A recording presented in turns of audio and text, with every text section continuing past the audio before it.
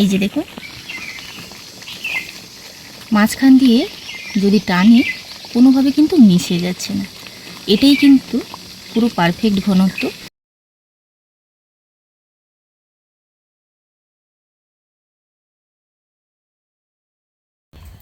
নমস্কার বন্ধুরা, আমার চ্যানেলে আপনাদের সবাইকে স্বাগত।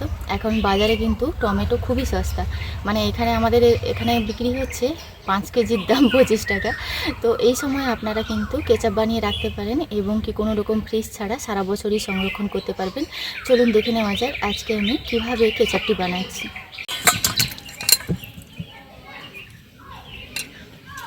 কাটার আগে টমেটোগুলো খুব ভালোভাবে ধুয়ে নেব। আর এরকম লাল লাল টমেটো নিয়েছি, এতে করে কেচাপের কালারটা কিন্তু খুব সুন্দর আসবে।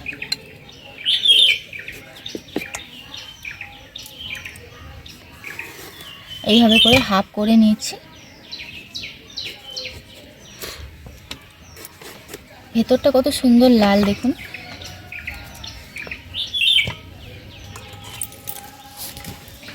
কোনো রকম জল না ব্যবহার করে, কোনো কিছুই ব্যবহার না করে কিন্তু এটা এমনিতেই জল ছাড়বে, সেদ্ধ করে নেব।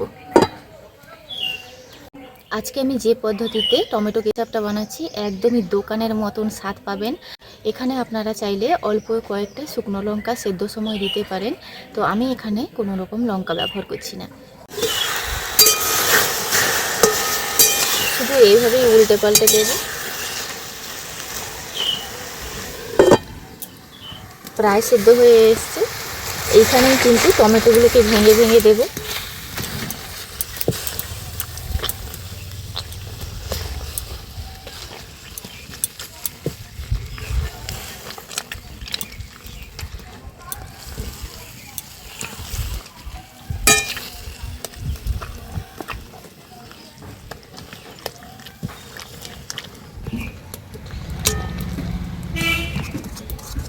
এইভাবে করে ভেঙে দিয়েছি। আরও 1-2 মিনিট ঢাকা দিয়ে দিয়েছিলাম, এবার কিন্তু নামিয়ে নেব।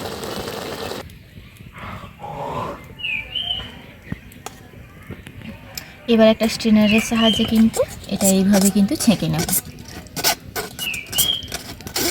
আর খুব বেশি পরিমাণে বানালে সেক্ষেত্রে কিন্তু ঠান্ডা করে নেট দিয়েও আপনারা এইভাবে ছেঁকে নিতে পারেন।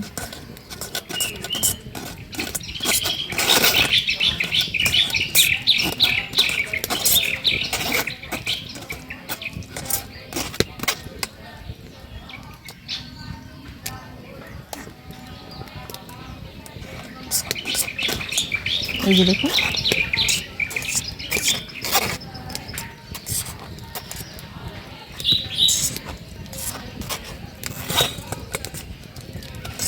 এইভাবে ছেঁকে নিয়েছি। আর এগুলো কিন্তু ফেলে দেব। এই টমেটো পিউরিটা যে বের করে রেখেছি, এর মধ্যে আমি ছোট ছোট যে 2 টাকার প্যাকেটগুলো হয় সেই প্যাকেটগুলো দুটো দিয়ে দিলাম।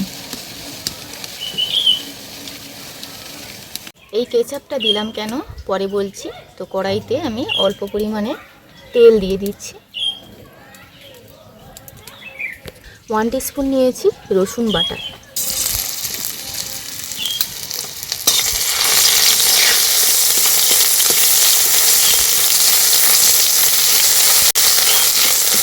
হালকা করে ভেজে নিয়েছি। এবার এই যে টমেটো পিউরিটা বের করে রেখেছি সেটা দিয়ে দেবো।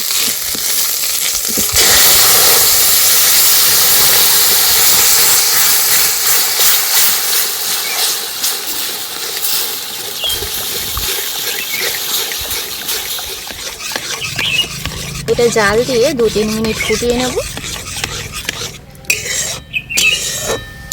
বাজারের কেচাপে যেহেতু প্রিজারভেটিভ দেওয়া থাকে, সেই কারণে কিন্তু দুটো কেচাপ ব্যবহার করলাম। সেক্ষেত্রে কিন্তু ফ্রিজ ছাড়াও এই সসটা কিন্তু অনেক দিন পর্যন্ত ভালো থাকবে। 1-2 মিনিট নাড়াচাড়া করার পরে একটু চিনি দিয়ে দিলাম। চিনিটা কিন্তু যে যার পরিমাণ বুঝে দেবেন।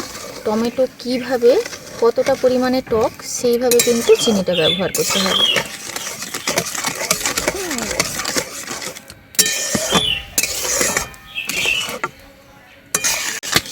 চিনি দেওয়ার পরে জল ছাড়বে, এটা জাল দিয়ে কিন্তু ফুটিয়ে নিতে হবে, অনবরত নাড়তে হবে।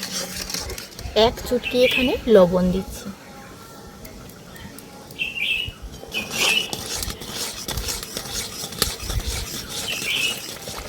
5 মিনিট মতন কিন্তু জাল দিয়ে নিয়েছি। এবার সবার শেষে দিয়ে দেবো ভিনেগার। হাফ কাপ মতন ভিনেগার ব্যবহার করছি, ছোটো কাপের হাফ কাপ।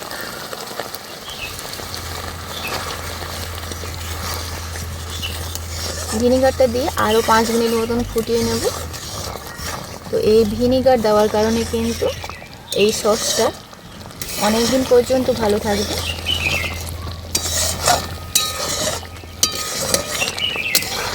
এবার দেখুন কেচাপটা কিন্তু পুরোপুরি হয়ে এসছে। আমি একটু প্লেটে আপনাদেরকে নামিয়ে দেখাই যে এর ঘনত্বটা কতখানি পারফেক্ট হয়েছে।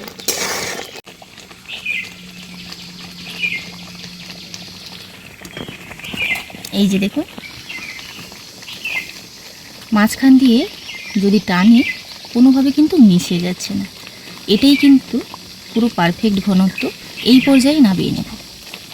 আমি এখানে 1 কেজি টমেটো নিয়েছিলাম, 1 কেজি পরিমাণে বানিয়েছি, তো এতখানি হয়েছে।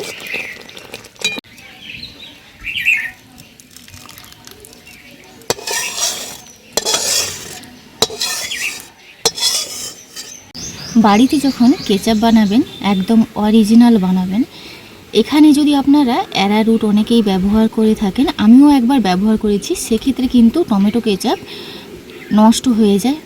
জাস্ট মানে 15 দিন খানি পরে কিন্তু উপরে ছাতা ফুটে যায়। কখনো কিন্তু অ্যারারুট ব্যবহার করবেন না।